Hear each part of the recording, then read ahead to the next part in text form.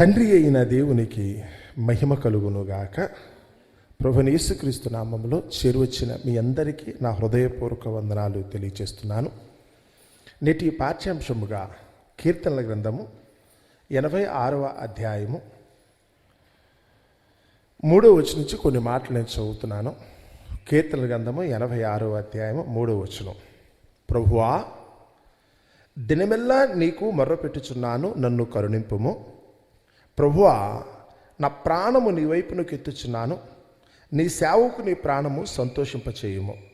ప్రభువా, నీవు దయాళుడవు, క్షమించుటకు సిద్ధమైన మనస్సు గలవాడవు. నీకు మొర్రపెట్టు వారందరి ఎడల కృపాతిశయము గలవాడవు. యెహోవా, నా ప్రార్థనకు చెవియొగ్గుము, నా మనవుల ధ్వని ఆలకింపుము. దేవుడు తన పరిశుద్ధ వాక్యమును మన వినికిడిలో దీవించి ఆశీర్వదించునుగాక. ఆమేన్.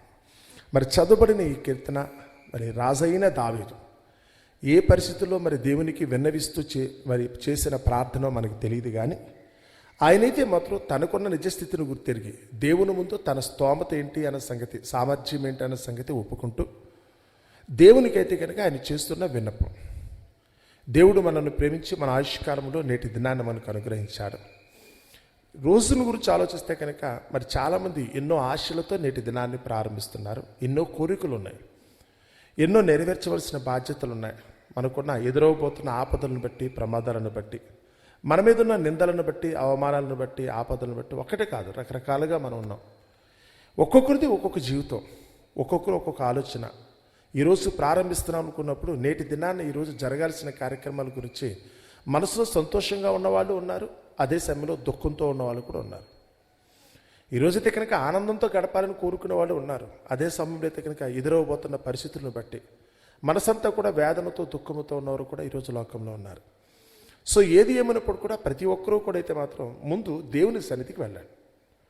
ముందు మీరు ఏది చేసినప్పుడు కూడా ముందు దేవునికి మనవి చేయండి. ఎందుకంటే దేవుని చిత్తం లేకుండా మీకు వ్యక్తిగతంగా మీకు ఎంత శక్తి సామర్థ్యాలు ఉన్నప్పటికీ వాటన్నిటిని మీరు నెరవేర్చుకునేంత గొప్పతనం మీ దగ్గర లేదు.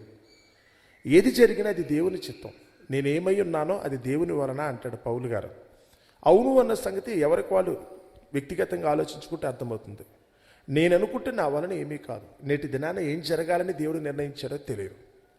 దేవుడు నిర్ణయించిన దాన్ని నేను అనుకూలంగా మరుచుకుంటే నా జీవితానికి మేలు తప్ప, దేవుడు ఒకటంటే కనుక నేను ఎదురెళ్తే కనుక రేపటి దినాన్ని నాకు నష్టము కలుగుతున్న సంగతి ప్రతి ఒక్కరు కూడా తెలుసుకోవాలి. అందుకని ఇక్కడ పలికేటప్పుడు రాజైన దావీదు తను ఉన్నతమైన వాడండి. చిన్నప్పటి నుంచి కూడా మహాశూరుడు అతను. సింహబలుడు అంటారు కదా, ఒట్టి చేత్తో సింహాన్ని చంపేసిన వాడు, ఎలుకబంటిని చంపేసిన వాడు, 6 మూరల జానడి ఎత్తున్న గొలియాతిని చంపేసిన వాడు. మహాబలుడు అండి ఆయన. మహాబలుడు కంటే కూడా ముందు శూరుడు అని చెప్పాలి. అంటే ఎవరిని ఏ విధంగా ఓడించాలో తెలిసిన వాడు, ఆ శూరత్వం కలిగిన వాడు, దేవుని యందు భయభక్తులు కలిగిన వాడు. దేశమంతా కూడా కొనియాడటమే, దావీదుని గురించి గొప్పగా అందరూ కూడా కొనియాడటమే తప్ప ఎవరు కూడా దావీదుని గురించి అయితే కనుక తప్పుగా మాట్లాడే పరిస్థితి కూడా రాదండి, ఆయన చేసిన శూర కార్యాలను బట్టి. అంత గొప్ప దావీదు లోకంలో అందరి చేత అయితే కనుక పేరు ప్రఖ్యాతులు పొందుకున్నవాడు, ఘనతాకీర్తులు కలిగిన వాడు, అందరి చేత ఆహా అనిపించుకున్నవాడే. దేవుని దగ్గరకు వచ్చినప్పుడు మాత్రం ఆయన ఏమంటున్నాడో చూడండి.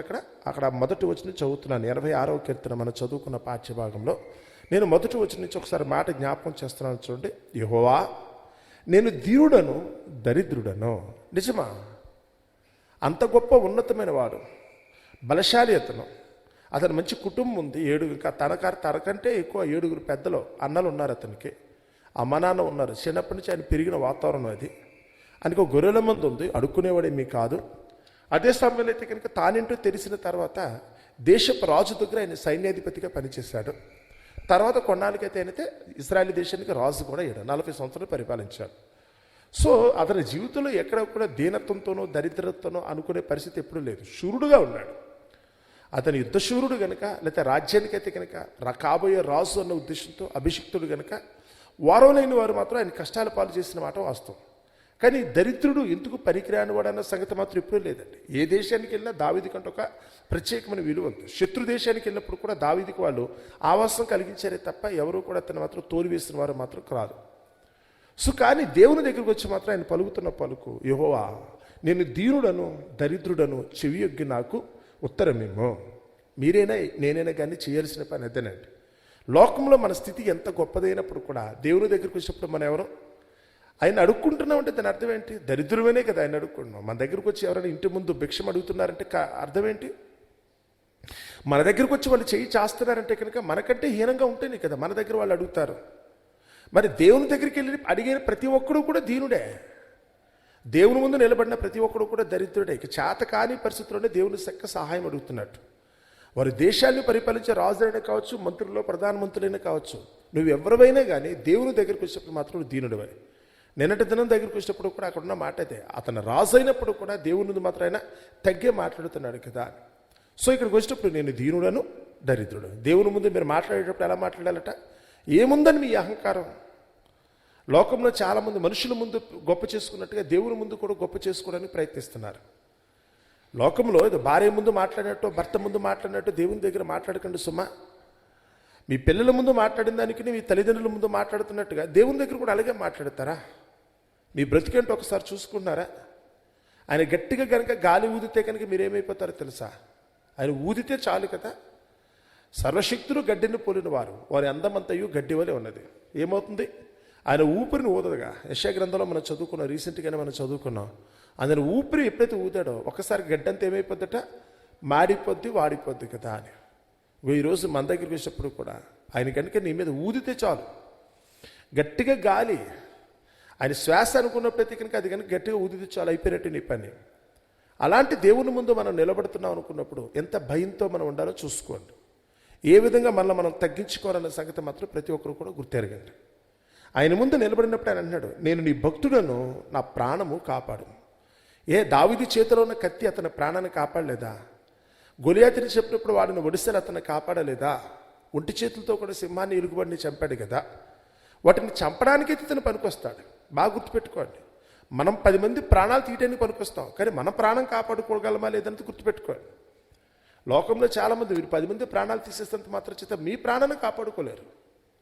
డాక్టర్ గారు అయితే కనుక వైద్యం చేస్తే కనుక 1000 మందిని రక్షిస్తాడు, కానీ తాను రక్షించబడతాడా? కరోనా టైంలో చాలామంది డాక్టర్ గారు, వైద్య వృత్తిలో ఉన్న వాళ్ళు చాలామంది చనిపోయారు. వాళ్ళు చాలామంది ప్రాణాలు కాపాడారు. అందరి ప్రాణాలు కాపాడి వీళ్ళు చచ్చిపోయిన సంగతి మాత్రం మర్చిపోకండి. నువ్వు కూడా వారితో పాటు ఒక్కడవే. నువ్వు ఎదుటివాడిని చంపగలవు, లేకపోతే కనుక వాడిని కాపాడుతాను నువ్వు చెప్పగలవు, కానీ నిన్ను నువ్వు కాపాడుకోవటం మాత్రం నీ వల్ల కాదు. నన్ను కాపాడాలనుకుంటే కనుక దేవుడు తప్ప మరెవరూ కాపాడలేరు. నా ప్రాణం రక్షించుకోవటం, ఎదుటివాడు ప్రాణం తీయటం సులభం. 100 మంది కాదు, 1,00,000 మంది ప్రాణం తీయటం సులభం, కానీ నా ప్రాణాన్ని కాపాడుకోవటం నా వలన అవుతుందా? హిట్లర్ అనుకున్న వ్యక్తి దగ్గరికి వచ్చినప్పుడు జర్మనీని పాలించాడు. దాదాపు ఒక 70 సంవత్సరాల క్రితం అనుకోండి. ఆ జర్మనీని పాలించిన నాజీ హిట్లర్ అంటారు. ఆ హిట్లర్ దగ్గరికి వచ్చినప్పుడు అతను 1000 మంది కాదు, 1,00,000 మందిని అయితే కనుక చంపేస్తాడు అతని చేతుల్లో. అతని వలన లక్షల కోట్ల వరకు కూడా వెళ్ళిపోయింది. ఎందుకంటే కనుక 2వ ప్రపంచ యుద్ధం అతని వల్ల వచ్చింది. అతని పేరు మీదకి వాళ్ళందరూ చనిపోయారు. అతను బ్రతకాలనుకున్నాడో, మనుగడ సాధించాలనుకున్నాడో, లేకపోతే గొప్ప చేసుకోవాలనుకున్నాడో, అహంకారాన్ని అయితే కనుక తన ఆధిపత్యాన్ని నిలుపుకోవాలనుకున్నాడో ఏమో తెలియదు. ఆయన ఏదో చేశాడు. ఎంతోమంది విలువైన ప్రాణాలు, చిన్న పిల్లలను కూడా చూడకుండా కఠినంగా అయితే కనుక అందరినీ చంపేస్తాడు. 1,00,000 మందిని చంపేస్తాడు. గ్యాస్ ఛాంబర్లో పెట్టి, ఊరికిన యుద్ధం కూడా కాదు, వాళ్ళందరినీ తీసుకొచ్చి ఏదో కుక్కల్లో పందుల్లో తోలుకెళ్ళినట్టు ఒక హాల్లో పెట్టి వాళ్ళందరిలో అయితే కనుక తలుపులు మూసేసి గ్యాస్ పెట్టేసి చంపేసేవాడు. అందరినీ చంపాడు, కానీ తను బ్రతకగలిగాడా? చివరికి తను కూడా అయితే కనుక రక్షించేవారు లేక తుపాకీ కాల్చుకుని ఆత్మహత్య చేసుకుని చచ్చిపోయాడు అతను. ఎదుటివాడిని 10 మందిని మీరు చంపగలరేమో, కానీ ప్రశ్న ఏంటంటే కనుక అందరినీ చంపుతారు, కానీ మిమ్మల్ని మీరు కాపాడుకుంటారా? లోకంలో మనుషులైతే కనుక ఇది గుర్తుపెట్టుకోండి, 10 మందిని మీరు ఏడ్పించగలరు, కానీ మీరు ఏడవకుండా మీరు ఆపుకోగలరా? మీ వల్ల అయితే కనుక లోకానికి అంతటి కూడా అయితే కనుక గజగజలు ఆడిపెట్టేట్టుగా చేసేస్తారు. మిమ్మల్ని బట్టి అయితే కనుక చాలామందికి భయం కూడా, కానీ మీరు భయపడకుండా ఉంటారా? అంతమంది భయపెట్టిన మీరు ధైర్యంగా ఉంటారా? ఇక్కడ అదే చెప్తున్నాడు దావీదు. యుద్ధరంగంలోకి వెళ్ళినప్పుడు రోజుకు 10,000 మందిని చంపగలిగిన వాడు. యుద్ధరంగంలో శత్రువుల యొక్క ప్రాణాలను అయితే కనుక ఒక విధంగా చూస్తే ఆడుకున్నవాడు. అలాంటి దావీదు ఇక్కడికి వచ్చి అంటున్నాడు, నేను నీ భక్తుడను, నా ప్రాణము కాపాడు. నేను నీ దగ్గరికి ఎందుకు వచ్చాను అనుకున్నప్పుడు ఆయన చెప్తున్నాడు, నేను నీ భక్తుడను, నా ప్రాణము కాపాడము. నా దేవా, నిన్ను నమ్ముకుని ఉన్న నీ సేవకుని రక్షింపము. నేను నిన్ను నమ్ముకున్నాను, దేశమేమో ఈయన నమ్ముకుంది. ఈయన రాజుగారు అన్న ఉద్దేశంతో అయితే కనుక దేశం అంతా ఇతను నమ్ముకుంది. ఈయన ఎవరిని పట్టుకున్నాడట? మనమేమో డాక్టర్ గారిని నమ్ముకుంటాం. డాక్టర్ గారిని ఎవరు నమ్ముకుంటాడు? దేవుణ్ణి నమ్ముకుంటాడు. మన ప్రధానమంత్రినో ముఖ్యమంత్రులను నమ్ముకుంటాం. వాళ్ళు ఎవరు నమ్ముకుంటారు? వాళ్ళు దేవుణ్ణి నమ్ముకుంటారు. అది ఏడిపోయేదో మనకు కూడా ఉందిగా. మనం వెళ్ళి మనుషులు నమ్ముకుంటే వాళ్ళు వెళ్ళి దేవుణ్ణి నమ్ముకుని దేవుణ్ణి అడిగారంటే బదులు నువ్వే అడగొచ్చు కదా దేవుణ్ణి. నీకు అవకాశం ఇచ్చాడు కదా దేవుడు. నువ్వెవరినో పట్టుకునేది మధ్యలో తడికిలు ఎందుకో? నువ్వు చేసేదేదో ఆ ఏడ్పేదో దేవుని దగ్గర స్వయంగా ఆడవచ్చుగా. నువ్వు మనుషులు కాళ్ళు పట్టుకుని వాళ్ళ బ్రతుములాడుకునే వీళ్ళ బ్రతుములాడుకునే బదులు నువ్వు స్వయంగా దేవుని దగ్గరికి వెళ్ళి నేను స్థితి ఏంటో చెప్పు. మనుషుల ముందు చెప్పడానికి ఎన్ని అభ్యంతరకరమైన కొన్ని విషయాలు ఉంటాయండి, చెప్పలేము కూడా. కొన్ని దాచుకోవాల్సిన పరిస్థితి, ఫ్రీగా కూడా మాట్లాడలేరు చాలామంది. తప్పదు, ఎందుకంటే కనుక అంత నీచమైన పనులు చేసాం మనం. కనీసం దేవుని దగ్గర తెక్కనికి ఇలాంటి ప్రాబ్లమ్స్ లేవుగా. నువ్వైతే ఇక్కడికి ఏమాత్రం కూడా అక్కడ ఆడంబం ప్రదర్శించక్కర్లేదు, దాపరకం కూడా చేయక్కర్లా. దేవుని దగ్గరికి వెళితే ఉన్నది ఉన్నట్టుగా చెప్పొచ్చు కదా. నువ్వు దేవుని దగ్గరికి వెళ్ళి ఉన్నది ఉన్నట్టుగా చెప్పొచ్చు కదా, ప్రాబ్లం లేదు కదా అనేది అంటున్నాడు. దావీదైతే కనుక అందరికీ చెప్పినవాడు, అందరూ తన దగ్గరకు వచ్చి మొరపెట్టుకునేవారట దేశపు రాజు అన్న ఉద్దేశంతో. ఈయనేమో దేవుని దగ్గరికి వెళ్ళి మొరపెట్టుకున్నాడు. నా దేవా, నేను నిన్ను నమ్ముకుని ఉన్న నీ సేవకుని రక్షింపము. ప్రభువా, దినమెల్లా నీకు మొరపెట్టుచున్నాను, నన్ను కరుణింపము. ప్రభువా, నా ప్రాణము నీ వైపునకు ఎత్తుచున్నాను, నీ సేవకుని ప్రాణము సంతోషింప చేయము. నా ప్రాణము సంతోషించాలనుకుంటే ఎవరు? నా ప్రాణము సంతోషించాలంటే శరీరం సంతోషించడం వేరే, కుటుంబం సంతోషించడం వేరు. నీ చుట్టూ ఉన్న వ్యక్తిని సంతోషింప చేయడం కూడా నీకు చేతనవుతుంది. నీ శరీరాన్ని సంతోషపెట్టుకునే పరిస్థితి నీకు దగ్గర ఉందా? నీ ప్రాణం సంతోషపెట్టుకుంటే నీ వల్ల అవుతుందా? ఈరోజు లోకంలో చాలామందికి అర్థం కాదు. దేవుని విలువ తెలియాలనుకుంటే ముందు నువ్వు తెలుసుకోవాలి. నువ్వు ఏ స్థితిలో ఉన్నావో నీకు అర్థమైతే తెలియకుండా ప్రతి ఒక్కరు కూడా దేవుని ముందు నిలబడతారని. నీకు అర్థం కానంతసేపు కూడా, నువ్వు మూర్ఖత్వంతో ఉన్నంతసేపు దేవుని విలువ నీకు అర్థం కాదు. అసలు ఎందుకు వస్తో దేవుని సన్నిధికి చేరాలో కూడా చాలామందికి తెలియట్లా. ఇక్కడికి వచ్చినప్పుడు అన్నాడు, నీ సేవకు నీ ప్రాణమునైతే మాత్రం నీ వైపుకి తిప్పుచున్నాను, ఆయన ప్రాణమును సంతోషింపచేయము. 5వ వచనం అంటున్నాడు చూడండి, ప్రభువా, నీవు దయాళుడవు, క్షమించుటకు సిద్ధమైన మనస్సు గలవాడవు. అండర్లైన్ చేసుకోండి. ఎందుకు వచ్చి అక్కడ అడుగుతున్నానంటే, ఈయనేదో చేయకుండా పొరపాటు చేశాడు, ప్రాణం మీదకి వచ్చింది. ఎందుకంటే దేవునికి విరోధంగా తప్పు చేస్తే ఏమవుతుంది? ఖచ్చితంగా శిక్ష పడుతుంది. ఈ సంగతి తనకు అర్థమైపోయింది. దేవునికి విరోధంగా తప్పు చేసినందుకు గాను, ఆయన మోసం చేయాలనుకున్నా, అబద్ధమాడినా, లేకపోతే దేవుని ఎరిగి ఉండి కూడా ఎదుటివాడికి నువ్వైతే కనుక హాని మోసం చేసినా ఖచ్చితంగా శిక్ష నీకు పడుతుంది. ఇది దేవుణ్ణి ఎరిగిన వాడికి భయం ఉంటుందండి. దేవుని భయం కలిగిన వారికి అర్థమైపోద్ది, నేను చేసిన ఈ పొరపాటు ఖచ్చితంగా నా మీదకి వస్తుంది కదా. నేను ఎదుటివాడి ప్రాణం తీశారనుకుంటే ఖచ్చితంగా దేవుడు నా ప్రాణం కూడా తీస్తాడు. నేను ఎదుటివాడు ఉసురు కట్టుకున్నాను అనుకుంటే కనుక ఖచ్చితంగా ఏదో ఒక రోజు నేను కూడా ఏడవలసిన పరిస్థితి వస్తుంది. నేను ఎదుటివాడు కడుపు కొట్టాను, వారు నోరు కొట్టాను అనుకుంటే దేవుడు ఖచ్చితంగా నా నోరు కొడతాడు. ఖచ్చితంగా దేవుడు నా నోరు కూడా కొడతాడు. జరిగేది అదే. నువ్వు ఎదుటివారికి తెలిసా తెలియకని కాదు, కొన్ని సందర్భాల్లో నీ మూర్ఖత్వాన్ని బట్టి కూడా చేస్తే కనుక పరిస్థితి. అందుకని దేవుడైతే కనుక నా ఆడలైతే కనుక శిక్ష వేశాడు. క్షమించు ప్రభా, నన్ను క్షమించు ప్రభా. ముందు ఆయన అంటున్నాడు, దేవుని దగ్గరకు వచ్చి ఏం చేస్తున్నాడట, ప్రభా, నా ప్రాణము నీ వైపునకు ఎత్తుచున్నాను, నీ సేవకుని ప్రాణము సంతోషింపచేయము. ఎందుకంటే ప్రభువా, నువ్వు దయాళుడవు, క్షమించుటకు సిద్ధమైన మనస్సు కలవాడవు, నీకు మొర్రపెట్టు వారందరి ఎడల కృపాతిశయము గల దేవుడవు. ఎవరైతే కనుక దేవుని సన్నిధికి వచ్చి దేవునికి మొర్రపెడతారో వారందరి ఎడల దేవునికి కృపాతిశయం ఉందట. ఆ అతిశయము దేవునికి కృప చూపించగలిగే శక్తి కలిగిన వాడు దేవుడే.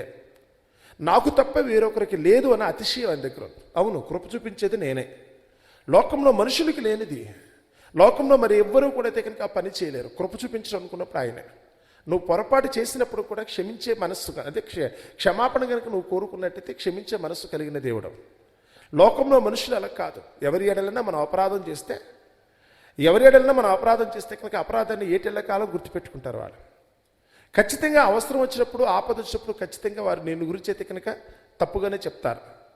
ఏదో ఒక విధంగా పగ తీర్చుకోవడానికి ప్రయత్నిస్తారు. మనసులో మాత్రం పోన్లే వదిన ఏమైంది, పోన్లే అన్న ఏం జరిగింది అని మామూలుగా అంటారే తప్ప మనసులో మాత్రం ఖచ్చితంగా వాళ్ళకి పగ ఉంటుంది. కానీ దేవుని దగ్గరికి వచ్చినప్పుడు ఒకసారి యథార్థంగా కనుక నువ్వు దేవుని సన్నిధికి వెళ్ళి చేసిన తప్పును బట్టి కనుక దేవుని ముందు ఒప్పుకున్నట్టయితే ఆయన అంటున్నాడు, నీ పాపంలోనూ ఇక ఎన్నటికీ జ్ఞాపకం చేసుకో. మనుషులేక నేనైతే కనుక లోపల ఎక్కడో పెట్టుకుని పైకి మాత్రం నటించను. నేను క్షమించాను అంటే ఇంకంతే అయిపోద్ది, తుడిచేసినట్లకే. ఒకవేళ క్షమించలేదు అనుకున్నప్పుడు, నువ్వు ఎంత మొరపెట్టినప్పుడు కూడా నువ్వు సరైన విధంగా లేవు అనుకుంటే మాత్రం ఖచ్చితంగా అయితే మాత్రం ఏదో ఒక రోజున నీకు ఆపద కలుగుతుంది. ఏదో ఒక రోజున ఖచ్చితంగా నీకు ఆపద కలుగు. నువ్వు చేసింది ఏదో ఒక రోజున ఖచ్చితంగా నీ మీదకి వస్తుంది. లోకంలో మీరు ఎంతటి వాళ్ళైనా కానీ నేను అందరినీ మోసం చేశాను మీరు అనుకున్నారేమో, ఆ మోసమే ఏదో ఒక రోజున మీ దగ్గరికి వస్తుంది. మీరు అందరికీ అబద్ధం చెప్పే దగ్గరికి వాళ్ళని ఏడ్పించారేమో, ఆ అబద్ధమే ఏదో ఒక రోజున మీ దగ్గరికి వస్తుంది. మీ జీవితం దగ్గరికి వచ్చినప్పటికల్లా ఖచ్చితంగా అయితే కనుక ఏదో ఒక రోజు మీరు దుఃఖపడే పరిస్థితి వస్తుంది. అలా కాకూడదు అని కనుక మీరు అనుకున్నట్టయితే, ఆ పరిస్థితి నాకు ఉత్పన్నం కాకూడదని కనుక మీరు అనుకున్నట్లయితే ఇప్పుడే చెప్తున్నాడు. అక్కడ దావీదంతటి వాడే దేవుని దగ్గరికి వెళ్ళి అడుగుతున్నాడు, నేను దీనుడను ప్రభువా, దయచేసి నన్ను కరుణించు, నేను దరిద్రుడను, నువ్వు భిక్షం వేస్తే తప్ప నేనైతే కనుక కదలలేను అంటున్నాడు. ఎందుకంటే తాను చేసిన తప్పును బట్టి, అపరాధమును బట్టి ముందు దేవుని దగ్గర క్షమాపణ కోరుకుంటున్నాడు. తను చేసిన అపరాధమును బట్టి ముందు దేవుని దగ్గర క్షమాపణ. నువ్వు చేసింది ఏంటో నీకు తెలియదా? ఈ మనుషులు కళ్ళు కప్పుతావు కానీ దేవుని కళ్ళు కప్పలేవు కదా. నువ్వు చేసింది నీకే చెయ్యి అనిపిస్తుంది. చాలామంది మూర్ఖులు అనుకున్న వాళ్ళకి ఒకళ్ళు అర్థం కావట్లేదేమో కానీ వాళ్ళు బ్రతికేంటో చూసినప్పుడు జరిగిన ఫలితం బట్టేనే కానీ నేను చేసిన తప్పేంటో మనిషికి అర్థమైతే ఇంకెప్పుడు కూడా మనిషి ఆ తప్పులు మాత్రం చేయడానికి ఇష్టపడ్డాను. ఈరోజు మన దగ్గరికి వచ్చినప్పుడు కూడా మనం కూడా ఆలోచించుకోవాల్సింది అదే. వద్దు, దేవుని ముందు నిలబడిన రోజున ప్రభువా నన్ను క్షమించు. ఈరోజు మీరు ఏదైతే కనుక వ్యధతో ఉన్నారో, బాధతో ఉన్నారో, ఏ విషయంలో అయితే కనుక మీరు ఇబ్బంది పడుతున్నారో దానికి అంతటికి ఒక రీజన్ ఉందండి. కారణం లేకుండా జరగలేదు సుమా. ఈరోజు నేను ఇబ్బంది పడుతున్నానని మీరు అనుకుంటే ఒకప్పుడు మీరు చాలామందిని ఇబ్బంది పెట్టారు. మీరు కన్నీళ్ళు పెట్టుకున్నారనుకుంటే కనుక మీ వలన కూడా చాలామంది కన్నీళ్ళు పెట్టుకునే వాళ్ళు ఉన్నారు సుమా. నా పిల్లలని మీరు అనుకున్న, భర్త భార్యని గురించి ఆలోచించిన, తల్లిదండ్రులు అనుకున్నా, మీరు చాలా తప్పులు చేశారు. ఆ తప్పులే ఈరోజు అయితే కనుక మిమ్మల్ని వెంటాడుతున్నాయి. ఆ తప్పులే మీ రోజు ఒంట్లో రోగంగా ఉన్నాయి. ఆ తప్పులే మీకైతే కనుక మీ కుటుంబంలో కలతలకో, మీ కాపులు అయితే కనుక ఇబ్బందికరమైన పరిస్థితులకో కారణమవుతుంది. పోవాలి అనుకుంటే కనుక ముందు దేవుని దగ్గర క్షమాపణ కోరుకోవాలి. ఇది మందులు వేసుకుంటే జరిగేది కాదు, డబ్బులు కట్టుకుంటే జరిగేది కాదు, ఏదో బలం ఉపయోగించే వాళ్ళు అయితే కనుక మరొకటి చేస్తానంటే జరిగేది కాదు. ముందు క్షమాపణ అనేది ఇది కొనుక్కోవటం కుదరదు. క్షమాపణ అయితే కనుక లోకపరంగా నువ్వు ఏ విధంగా దాన్ని కొనుక్కోవటం సాధ్యం కాదు. ఏది పెట్టినా రాదు. అది మొదట నువ్వు తగ్గించుకోవటంలో ఉంటుంది. నువ్వు దేవుని ముందైతే ఒప్పుకోవటంలో ఉంటుంది. ఆ దేవుని కృపను బట్టే క్షమాపణ నీకెప్పుడు కూడా తప్పు చేయనని నువ్వైతే కనుక ముందైతే కనుక ఒక ఖచ్చితమైన అభిప్రాయానికి రావాల్సిన అవసరం ఉంటుంది. అప్పుడే నీ తప్పుడు క్షమాపణ అవుతుంది. ఇంకెప్పుడు కూడా ఈ పాప పని చేయను, ఇంకెప్పుడు కూడా ఈ మోసపు మాటలు మాట్లాడను, ఎప్పుడు కూడా నా నోట అబద్ధం రాదు, నేను ఎవరిని గురించి చెడుగా ఆలోచించను, ఎందుకు గురించి కొత్త కనుక నేను అపార్థం చేసుకునే పరిస్థితి రాకూడదు. ఏది జరిగినా దేవుని కంటే చిత్తం ఉంటుంది. ఎదుటివాడిని తప్పు పట్టాను నాకు ఎక్కడ హక్కు ఉంది? ఇక్కడ కూర్చుని మీరు ఉన్నారు, మిమ్మల్ని తప్పట్టే యోగ్యత నాకు ఎక్కడుంటుంది? మిమ్మల్ని తప్పట్టే యోగ్యత యేసుప్రభు చెప్తున్నాడు, మీలో పాపము లేనివాడు ఆమె మీద రాయి వేయండి అన్నాడు. అంటే అర్థం ఏంటి? మీరు ఎదుటివారి మీద వేలెత్తి చూపించే ముందు మీ సంగతి ఏంటో ఒక్కసారి చూడండి. నా సంగతి ఏంటో నాకు అర్థమైనప్పుడు ఎదుటివాడిని తప్పు పట్టే యోగ్యత నాకు ఉంటుందా? వాళ్ళు ప్రేమించిన వారంగా, వాళ్ళు అనుసరిగిన వారంగా ఒకవేళ తప్పు చేస్తుంటే కనుక వద్దు నాన్న, ఇలా చేస్తే నష్టమని చెప్పి వాళ్ళు మేలు కోరి చెప్పాలి తప్ప నిందించేంత అవకాశం మన దగ్గర లేదండి. ఎవరి వైపు మాట్లాడుతుంటే లేదు. దావీదైతే కనుక సైలెంట్ అయిపోయాడు. దావీదు మౌనంగా ఉన్నాడు. ఆ రోజు షిమి అనుకున్నవాడు వచ్చి దావీదుని తిడుతుంటే పక్కన వాళ్ళందరూ కోపం వస్తుందంట. రాజైన దావీదుని షిమ్మి తిడతాడా? ఇదేంటిది, ఇది వీడికి ఏమొచ్చిందని చెప్పి తిడుతున్నారట. ఆ టైంలో దావీదు అన్నాడు, మాట్లాడకండి, వాడిని తిట్టినవాడిని, వాడిని తిట్టమని దేవుడే పంపించినప్పుడు మనకు కాదంటే ఏముంటుంది? ఏమో నాలో తప్పులు ఉన్నాయి, నన్ను ఎవరు అడగట్లేదు, నేను చేసింది కూడా ఎవరికి అర్థం కాలేక నేను గొప్పోడు అనుకుంటున్నారు, కానీ వాడి చేత నేను తిట్టిస్తాను అనుకుంటే కనుక నాలో ఇన్ని లోపాలన్న సంగతి ఇప్పుడు నాకు అర్థమైంది. ఏదో ఒక దెబ్బ తగిలేంత వరకు, ఏదో ఒక నింద మన మీద పడేంత వరకు, ఎవరో ఒకరు మన అవహేళన చేసేంత వరకు నిజంగా మనకు కూడా మన నిజస్థితి తెలియదండి. ఆ నిజస్థితి తెలియకపోవడం చేతనే మనం కూడా ఊరికే అహంకారంగా డంబంగా మాట్లాడుతూ ఉంటాం. తగలాలి, మనకు కూడా ఒక దెబ్బ తగిలిన రోజున ఓహో నేను కూడా ఇంత బలహీనుడునా, అందుచేత నా బ్రతుకలు అయిపోయిందన్న సంగతిని బట్టి మనం దుఃఖపడే పరిస్థితి వస్తుంది. అందుకని శ్రమ కలుగుంటే మేలు. అక్కడ రాయబడిన మాట అయితే కనుక శ్రమ కలుగుంటే నాకు మేలే, నా తప్పేంటో తెలుసుకోవడం కోసం, నేను ఎంత పొరపాటు చేస్తున్నానో, నా జీవితం ఎంత పొరపాట్లతో తెలుసుకోవడం కోసం నాకు ఈ శ్రమ కలగాలి. మంచిది, అలా జరగటం మంచిది. అలా జరిగి నాకు ఉపయోగపడింది కదా, మేలు కలిగింది కదా అన్నాడు. ఈరోజు మనకు కూడా అలాంటి స్థితిలో మీరు ఉంటే, అపాయంతోనో, ప్రమాదంతోనో, ఆందోళనతో, భయంతో మీరు ఉన్నారేమో. ఈరోజు మీ మనసులో కనుక ఒకలాంటి దుఃఖం ఉంటే ఇప్పటికైనా కానీ మారు మనసు పొందండి. తప్పు తెలుసుకోండి. ఏమీ లేదు, మారు మనసు అంటే ఏమీ లేదండి. మనుషులు వదిలిపెట్టి దేవుని దగ్గరికి రండి. ఈ మారు మనసు యేసుప్రభు ప్రకటించిన సువార్త అంటే దాని అర్థం అదే. మారు మనసు పొందటం అంటే అర్థం ఏంటంటే, ఇప్పటివరకు లోకాన్ని నమ్ముకున్నాం, మనుషులు నమ్ముకున్నాం, మన స్వశక్తిని నమ్ముకున్నాం, మన తెలివితేటల్లో లేకపోతే కనుక మనకున్న బుద్ధి బలాన్ని ఉపయోగించాలని మనం అనుకున్నామే తప్ప, నేను ఎంత చేసినప్పుడు కూడా మనిషిని నేను జరిగేది ఏది ఆపటం నా వలన కాదు. నాకు తెలియకుండా నా వెనకాల ఏది జరిగినప్పుడు కూడా దాన్ని కనీసం అయితే సరి చేసుకునేంత శక్తి కూడా నాకు లేదు. కాబట్టి నేను ఇక్కడి నుంచి అయితే కనుక దేవుని నమ్ముకుంటాను. నన్ను నేనైతే కనుక ఏదో చేసుకోవాలని కాకుండా నన్ను నేను దేవునికి అప్పగించుకున్న రోజున ఆ దేవుడే నా జీవితాన్ని నడిపిస్తాడు అనే నమ్మకంతో మనిషి అయితే కనుక నడవటమే మారు మనసు అంటే. చేంజ్ ఆఫ్ మైండ్ అంటారు ఇంగ్లీష్లో చదువుకున్నప్పుడు అయితే కనుక అక్కడికి వచ్చామాట. నీ మనస్సు అంటే కనుక ఆలోచన దృక్పథం మారాలి. లోకాన్ని మనుషులు కాకుండా దేవుని నమ్ముకున్న బ్రతకాలన్న ఆలోచనతో మీరు వచ్చిన రోజున నిజంగానే మన జీవితానికి నిజమైన నెమ్మది కలుగుతుంది. అట్టి నెమ్మదికరమైన జీవితం మీరు అందరూ జీవించాలని ఆయన అనుగ్రహించే కృపను బట్టి లోకంలో ఉన్నంతసేపు కూడా దేవాతి దేవుని నామమును బట్టి ఆయన అనుగ్రహించే శాంతి సమాధానాలతో జీవించి రేపటి దిన నా పరలోకం చేరుకోవాలని మిమ్మల్ని అందరినీ మనసారా కోరుకుంటూ నా మాటలు ముగిస్తున్నాను. అట్టి కృప దేవుడు మనందరికీ దయచేయునుగాక. ఆమేన్.